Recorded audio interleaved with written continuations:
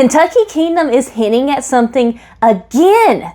This morning, they posted a teaser video on their socials, along with the promise that on July the 21st, they'll be revealing their plan to glow bigger and better this fall. We can't help but think of some theories for what it could be. So here's our top 4 favorite theories from least likely to most. First, Boo Bash at Kentucky Kingdom.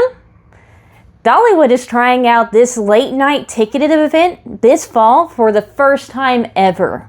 Maybe Herschend rolls it out to a second park? Now, not likely. For one thing, they started advertising Boo Bash at Dollywood even before the season started.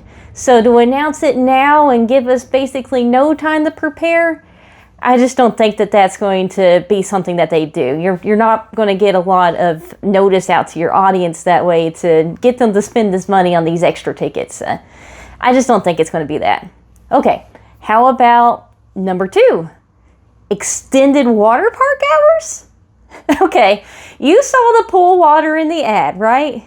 So maybe... Okay, all right. No way, this is not happening. Pumpkins at Kentucky Kingdom begins on October the 2nd.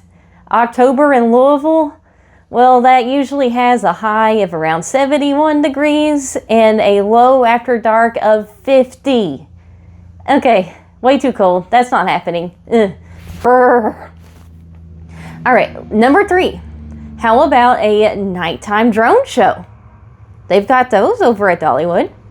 And most nights, Kentucky Kingdom's going to be open until 9 p.m. during Pumpkins. So that gives us plenty of time for some post-sunset fun and lights. So could a special Halloween-themed drone show be in the cards? Well, I'm not so sure on that one either.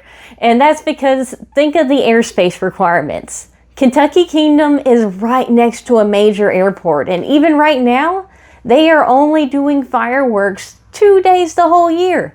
So, I mean, if anybody could do it, it's probably Herschend. But I just don't think that these 5 weekends in Pumpkins is worth that level of investment to cooperate with a major airport. So, yeah, probably not a drone show. But here, all right, this is the big one. This is the one I really think is going to happen, okay? Water park light show and dance party, all right? Here we go.